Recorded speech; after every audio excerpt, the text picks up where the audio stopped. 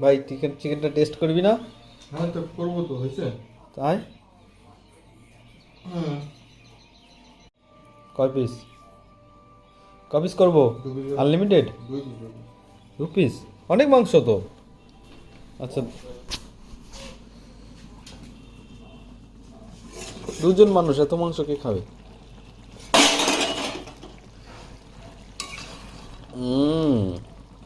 ভাই একদম গন্ধটা তো খুব সুন্দর হয়েছে, এটা না খেলে তো বুঝতে পারবি না।